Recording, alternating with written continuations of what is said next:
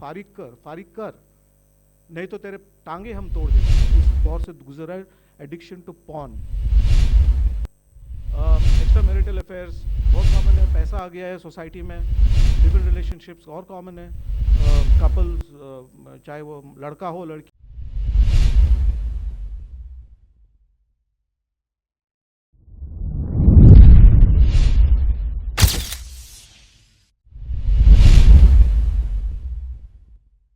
जैसे कि बात आई अब इस ताल्लुक से आगे भी स्पीकर्स हमारे सामने बातें रखेंगे। एक इनॉग्रल बहुत ही बेहतरीन शक्ल में हमारे सामने आया है। हमारे अगले स्पीकर हैं जनाब मोहिद्दीन शेख साहब, जिनको हम सब लोग आरिफ के नाम से जानते हैं। इनका खुसूसी पैशन है रीडिंग। ये एक सिविल इंजीनियर है और इन्होंने जो है गोवा और यूएई में अपने खिदमात अंजाम दिए हैं और फ़िलहाल यहाँ पर रियल इस्टेट में कंसल्टेंसी में हैं। तो मैं उनसे गुजारिश करूँगा कि वो अपनी बातें हमारे सामने रखें। रहीम, अस्सलाम वालेकुम। बशीर साहब, प्रेसिडेंट ऑल गोवा मुस्लिम जमात, जनाब अब्दुल वाहिद साहब, हमारी बहनें मिनाज बानू, आयशा शेख, फिर मौलाना मोहम्मद इकबाल मुल्ला साहब और मेरे प्यारे भाई आसिफ और मेरे प्यारे बहनों और भाइयों और छोटे बच्चों, मैं बहुत शुक्रगुज़ार हूँ जमात इस्लामी हिंद गोवा और आसिफ भाई का कि उन्होंने मुझे दावत दी कि मैं आपसे गुफ्तगू करूँ। मैं ना सोशल साइंटिस्ट हूँ, ना एक सोशल थिंकर हूँ, आम आदमी हूँ और मैं आपके सामने मेरे जज्बातें, मेरे फीलिंग्स इजहार करना चाहता हूँ। I have not come prepared. जो मुझे अभी 1.5-2 घंटे में वो जो मुझे थोड़ा सा वक्त मिला, मैंने मेरे पॉइंट्स नोट कर दिए हैं और जस्ट आपके सामने पेश करना चाहता हूँ। ये बहुत ही इम्पोर्टेंट टॉपिक है, मोरालिटी और फ्रीडम।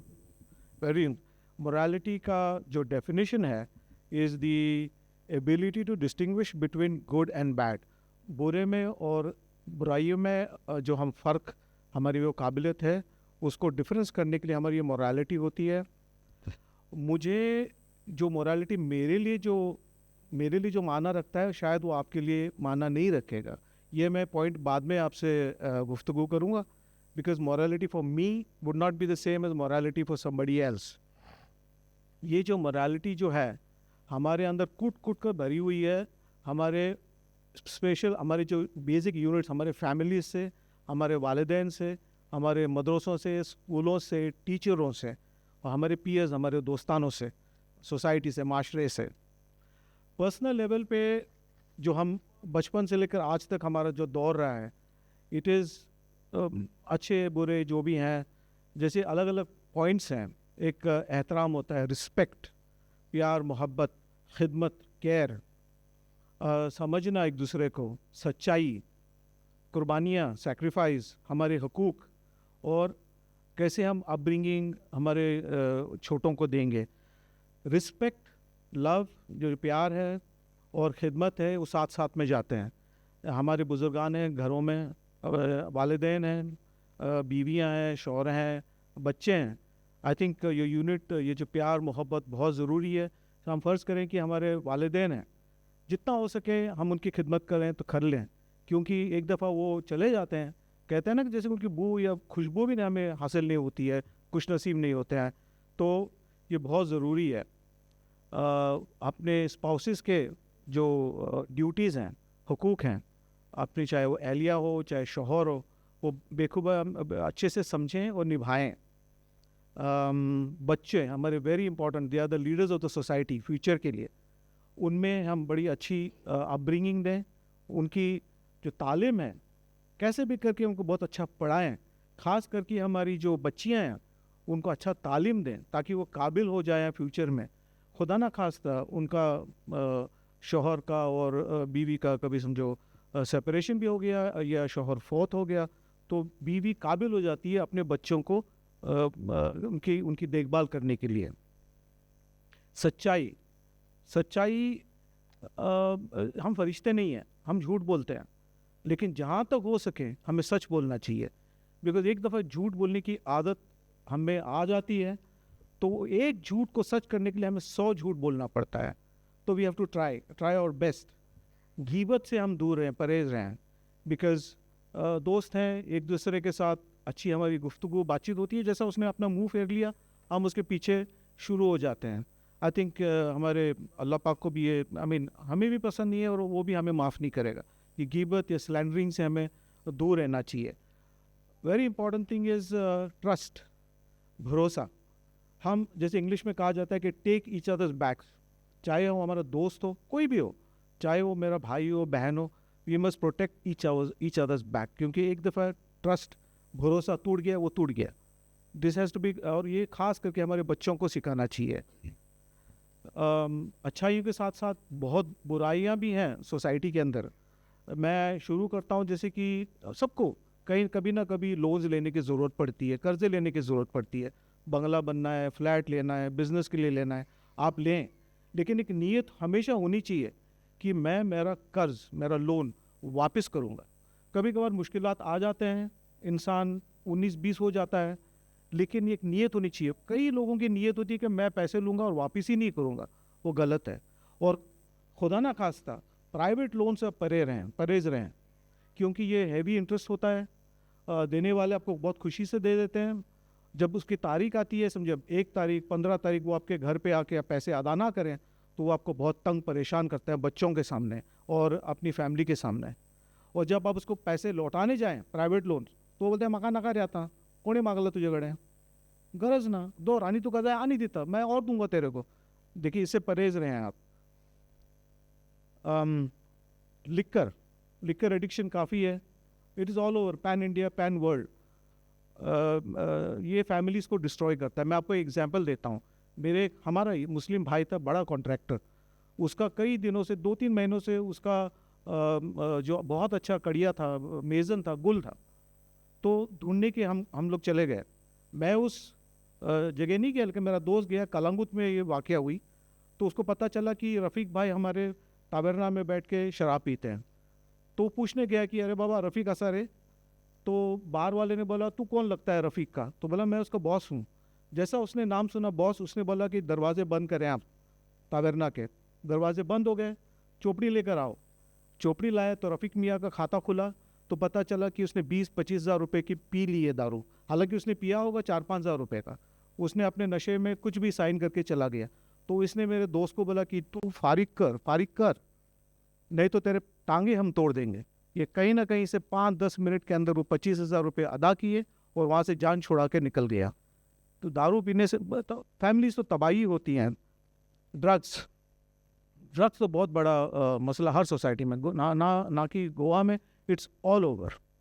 और ये मैंने ये भी देखा है कई फैमिलीज़ में कि बच्चों को ड्रग्स की आदत हो जाती है, पैसे नहीं होते हैं तो अपने माँ बाप को मारते हैं। I've heard instances where they have started hitting their parents. बहुत सीरियस बात है। और मैं और मेरी family, we are gone to उम्रा, सऊदी गए थे, और हम लोग इमिग्रेशन के लाइन में खड़े हुए थे, और मेरे 2 कदम आगे एक बहुत खूबसूरत पाकिस्तानी फैमिली थी। बहुत खूबसूरत आदमी, औरतें और उनके बच्चे और भी खूबसूरत। तो इमिग्रेशन ऑफिसर खेल रहा था बच्चों के साथ और बोला, यल्ला तेरा हो गया, तू आगे चले जा। तो ये बंदा आगे चला गया। 2 मिनट 1 सेकंड के अंदर उसने बोला, कम बैक, हादा मुजरिम। इसने जैसा हादा मुजरिम कहा, मेरा दिल तो एकदम फट गया। मैं बोला, या अल्लाह, इस इंसान को महफूज रख, बचा, बिकॉज वहाँ के कानून बहुत ज़्यादा स्ट्रिक्ट है। हमको नहीं मालूम कि उसने क्या ख़ता, क्या गुनाह, कौन सा जुर्म किया था कि उसको 2 भाइयाँ थे, दे वो बोथ अरेस्टेड। और जब हमारे इमिग्रेशन हो गया, हम निकल रहे थे, इन पूरी फैमिली को हमने मशीन गनों से सराउंडेड होते हुए देखा है। और ड्रग्स तो इन अदर कंट्रीज, जैसे कि मिडल ईस्ट में तो आपको पता है सज़ाए मौत है। इसके साथ में इंडोनेशिया में, मलेशिया में, सिंगापुर में भी वही सज़ा है, क्योंकि ये फैमिलीज बर्बाद कर देती हैं। नाउ वेरी सीरियस प्रॉब्लम जो हर घर जा रहा, इस दौर से गुजर रहा है, एडिक्शन टू पॉर्न, जो हमें नहीं देखने चाहिए। वैसे मूवीज़ लोग देखते हैं, और इसका नतीजा ये होता है कि फ्रस्ट्रेशन नौजवानों में इतना बढ़ता है कि निर्भया जैसे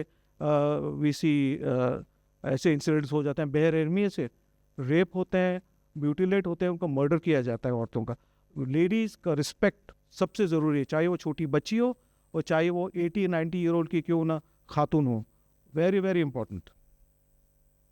एक्स्ट्रा मैरिटल अफेयर्स बहुत कॉमन है, पैसा आ गया है सोसाइटी में, लिव इन रिलेशनशिप्स और कॉमन है, कपल्स चाहे वो लड़का हो लड़की हो ज़बरदस्त कमा लेते हैं पैसे, they very independent. Extra marital affairs से तो फैमिलीज तो बर्बाद हो ही जाती हैं, बुरा असर बच्चों पे पड़ता है। लिव इन रिलेशनशिप्स में जैसे कि ऑनरेबल सुप्रीम कोर्ट ने taken cognizance of the fact कि बच्चों का राइट्स को प्रोटेक्ट हमें करना चाहिए। तो बच्चे जो पैदा होते हैं ऐसे रिलेशनशिप से कि they get rights in the properties and other things. फर्ज कीजिए कि ये लोग तंग आ गए एक दूसरे से, लिव इन रिलेशनशिप में जुदा हो जाते हैं, तो बच्चों का क्या, मासूमों का क्या, उनका what is the fault? No fault of theirs कि उन लोगों को ये सहना पड़ता है। अनफॉर्चुनेट और एक जो हमें बोलना पड़ता है, शर्म आती है, लेकिन prostitution is also major problem, huge problem in society. लेकिन जो वाकई में जो मजबूर हैं वैसे औरतें, I think government should take steps to rehabilitate such such ऐसे जो सोल्स हैं जिनको ऐसा काम करना पड़ता है, ऐसे औरतों को। प्रोपराइटरी इन पब्लिक अफेयर्स, कई हम लोग बिजनेस में और पॉलिटिक्स में आते हैं, अच्छा लगता है, पावर बेशुमार पावर होता है, पैसे कमाते हैं, पैसे कई सोर्सेज से आते हैं, क्या है नाजायज़ पैसा किसी के पास आ गया, बड़ा अच्छा लगता है, पैसे आते हैं, गाड़ी आती है, बंगले आते हैं, बहुत पावर है, लेकिन अल्लाह पाक को जवाब देना पड़ता है, हमारा ऑडिट हो जाता है, तो we should be ready for that. I think proprietary in public affairs is very very important. हमारा आइन कॉन्स्टिट्यूशन हमें बहुत राइट्स देता है, freedom to speak, to life, work, worship etcetera etcetera, और इतना फ्रीडम है हमें कि हम कुछ भी बकते हैं अनाप शनाप। I think there should be some control कि हम मज़हबों की एहतराम करें, लिमिट में, जो भी हमें बकना एक दूसरे के ख़िलाफ़ वो लिमिट में करें। लीडरों का भी रिस्पेक्ट होना चाहिए कि हम we should not exceed our limits. आप देखें अभी जो प्रेजेंट कॉन्फ्लिक्ट हो रहा है, मैंने जो पहले आपको कहा था कि मोरालिटी जो मेरे लिए है may not be for somebody else. अभी जो जंग जो चल रही है मिडिल ईस्ट में, मैं नाम नहीं लेना चाहता उस मुल्क का, लेकिन जो हमारे वेस्टर्न ममालिक हैं, हमारे वेस्टर्न कंट्रीज़ हैं, उनके लिए मोरालिटी जैसे कि it is blatant bombing and killing of innocent children, women, aged people, ये मोरालिटी है? This is has to be thought about seriously. और मुझे हमारी कुरान पाक में जो आयत है, जब वो मैं पढ़ता हूँ मुझे लगता है कि इस्लाम कितना डेमोक्रेटिक है। कुल ये सूरह अल काफिरून आपको सबको पता होगी, but I just read it out. मेरा मोबाइल मिलेगा मुझे?